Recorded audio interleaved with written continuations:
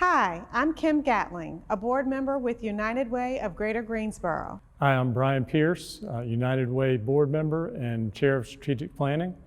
Welcome to the 21-Day Equity Challenge. Attending racial equity training was really eye-opening for me. I frankly went into the training expecting to not learn a whole lot about being a Black woman in America, given that that's my lived experience. And I was wholly surprised by there being so many things in history about Blacks in America that I didn't know, getting a better understanding of some of the systematic issues that we've had in this country with respect to race that was never taught in my K through 12 or college education. And really just learning how to understand systematic issues much better. I was just wholly amazed at how much I learned and, quite frankly, how ignorant I was going into the training. So I tell people it was life-changing for me.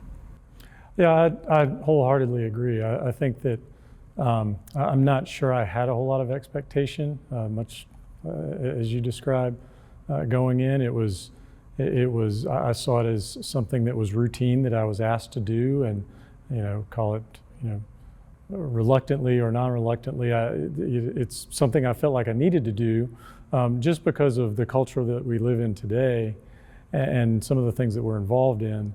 But I agree. It surprised me in a good way, in that it turned into really a history lesson. You learn about these things. We're all educated about certain pieces of history in isolation. Whether it be the Homestead Act or the GI Bill, those kinds of things.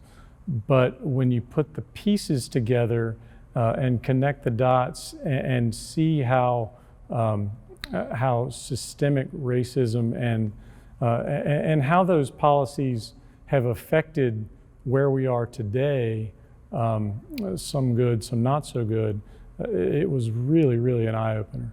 But I do think that we need to acknowledge that we all have natural biases, right? And we are unfortunately in a culture where people are expected to have a label, or expected to have an absolute position on things, where so many of us, I think, are still processing things. We touched on the idea that we grew up being taught certain things in certain ways.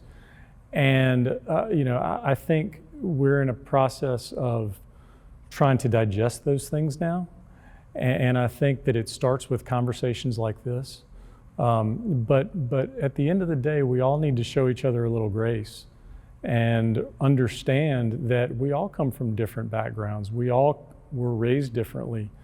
We can't help the conditions that we have been subjected to, and we shouldn't necessarily need to apologize for those. It's a function of how we move forward and how we approach those things. And if we can do those things in a respectful and kind manner, in a way where we're really open to listen to other opinions and not immediately play judge and jury, then I think there's encouragement for progress. I agree. I think that we all have our own lived experience, and that all contributes to the biases that we carry. And those biases can be favorable or unfavorable.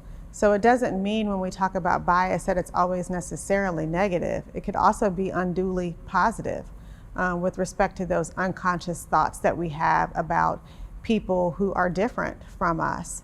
And I think that I've learned through the training even all the more how to check my own biases and to have the right terminology to use when educating others, so that we can facilitate those honest and transparent and safe discussions between people about our differences.